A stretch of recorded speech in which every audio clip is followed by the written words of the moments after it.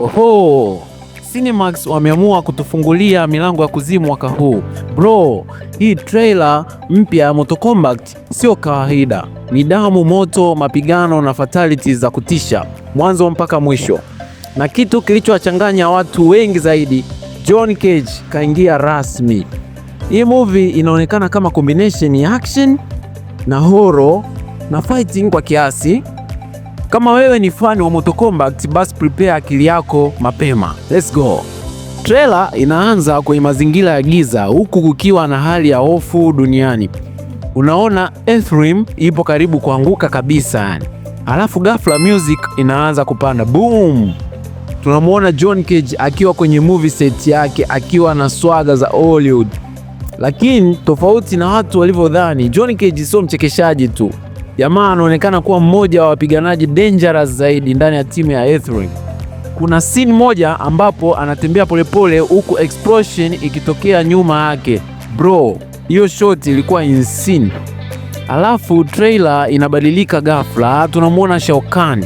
Bro, huyu sio binadamu tena. Anaonekana kama monster wa vita mwenye nguvu ya kuharibu dunia nzima. Kuna scene anaonekana amesimama kwenye uwanja wa vita huku maelfu ya wapiganaji wa Outworld wakiwa nyuma yake. Na nyundo yake iwe kubwa, inaonekana inaweza kuvunja mtu kwa hiti moja tu. Honestly, Shao Kahn anaonekana scary kuliko villains wote wa movie ya kwanza. Na kama hiyo haitoshi, ghafla moto unaanza kuwaka screen nzima. Scorpion anarudi bro. Scene yake ilikuwa ya kichaa, hatari sana.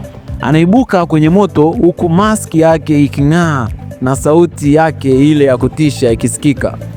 Get over here. Kuna sehemu anaonekana anavuta adui kwa chain yake, alafu screen inakatika kabla fatality haijaonekana vizuri. Watu wengi mtandaoni wanasema hiyo inaweza kuwa scene kali zaidi kwenye movie yote.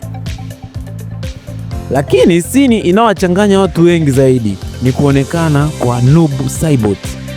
Dark Ninja anaonekana kama Nightmare halisi. Ana powers za shadows, anapotea gizani, anarudi nyuma ya adui na vibe yake yote ya death mwenyewe, yani kifo. Kuna scene moja anaonekana amesimama gizani, macho yake yakimulika tu. Bro, hiyo ilikuwa horror tupu, yani kutisha.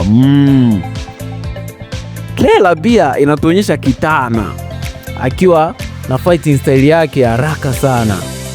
Kama wengi tumeshaiangalia trailer au tushaangalia movie ambayo bado ni scam iko cinemas, tutaona kwa Kitana alikuwa anatumia vipanga vyake fulani vya kujipepea hizi. Mashabiki wengi wanampenda jinsi alivyo design costumes na combat scene safari hii. Na effect za movie bro zimepanda level vibaya ukilinganisha na Mortal Kombat 1. Yani kuna damu nyingi, sword fights, fire powers, brutal punches na fatalities zinazoendana kabisa na game.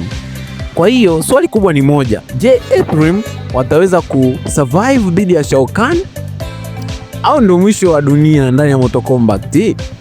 Na wewe unasubiri kumuona nani zaidi, Scorpion, Johnny Cage, Noob Saibot au Shao Kahn? Comment hapo chini basi, na usisahau kufollow, kulike, kusubscribe kwenye Martinez Amigos TV kwa movie recaps, trending entertainment na fighting content kali zaidi duniani kote.